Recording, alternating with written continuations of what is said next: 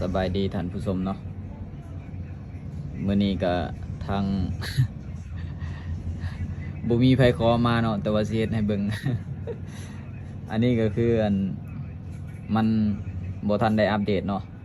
ลูกค้ามาหาว่ามันใส่บ่ได้เนาะมันใส่บ่ได้แต่ว่าอัปเดตเองก็บ่ได้เนาะนี่แหละปัญหาของมันเนาะพอใส่ iPhone มันจะเป็นแบบนี้เนาะส่วนใหญ่ก็ ID บ่ร้อยว่าสิซะ ID ตั้งพอกระเทินเนาะมื้อนี้เฮาก็เลยสิมาอัปเดตให้เนาะมาเบิ่งวิธีอัปเดตเลยเนาะอัปเดต3อย่างนี้เนาะมี Facebook เนาะแล้วก็ Messenger TikTok เนาะเพิ่นว่าอัปเดต3อย่างนี้พอเนาะเดี๋ยวไปเบิ่งกันเลยเนาะให้เฮาเลื่อนหาคำว่า App Store นี้เนาะกดใส่เนาะนี่เนาะข้อเสียของการใส่ Apple เนาะสิเป็นประมาณนี้เนาะลองอัปเดต TikTok เบิ่งก่อนเนาะจำใส่เนาะนี่เนาะปัญหามันก็คือมันต้องให้ใส่รหัสตัวนี้เนาะรหัส ID ตัวนี้เนาะแต่ว่าเจ้าของเครื่องบ่ฮู้แล้วใส่ไปดนเนาะแล้วมันเหี่ยหรือว่าลืมมันเสียเนาะว่าสิซะวิธีอัปเดตก็คือเอาออกเนาะเฮาสิอัปเดตได้เฮาต้องมาลบเนาะลบ TikTok นี้ก่อนเนาะเฮาสิอัปเดต TikTok ก็ต้องลบก่อนเนาะมันจังอัปเดตได้เนาะลบออกเนาะ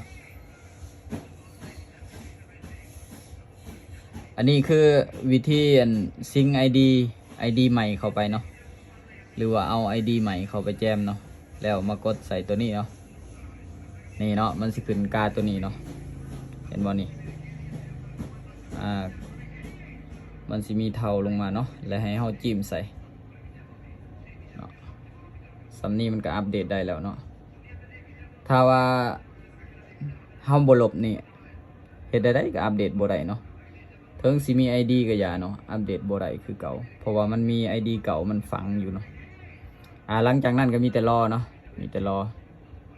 อันนี้ก็คือกันเนาะตัวนี้คือกันมีแต่ได้ลบเบิดเนาะมีแต่ถามลูกค้าว่าจื่อรหัสหน้าจอบ่บ่แม่นรหัสหน้าจอรหัส Facebook เนาะถ้าจื่อก็คือแม่นลบได้เนาะแล้วก็ตั้งได้เนาะสำเร็จแล้วเนาะมันสิให้เปิดเลยเนาะถ้าสำเร็จแล้วลองมาอัปเดตตัวนี้เนาะมันสิเป็นคือเก่าบ่นี่เนาะเป็นคือเก่าให้เฮากลับออกไปเลยแล้วไปลบเลยเนาะจำนี่เนาะแล้วก็เอาออกลบออกไปเนาะผู้ใดใส่ iPhone ก็สิเป็นแบบนี้แหละเนาะขอเสียของมันถ้าซื้อ iPhone บ้านเฮาเนาะสิเป็นแบบนี้เนาะถ้าiPhone ซื้อมือหนึ่งเลยก็บ่เป็นแบบนี้เนาะมันจะเป็นอีกแบบหนึ่งเนาะเดี๋ยวกลับคืนตัวนี้กลับคืนนี่มันสิขึ้นกาแบบนี้เนาะแล้วก็จำใส่เลยเนาะหลังจากมันแล้วก็มาเข้าระบบคืนคือเก่าเนาะมาเข้าระบบคืนคือเก่านี่เนาะคือ TikTok นี่ก็ลินได้คือเก่าเนาะหลังจากอัปเดตแล้วเนาะเอาขอบใจหลายๆพี่น้องที่รับชมคลิปจนจบเนาะคลิปใหม่พอกันใหม่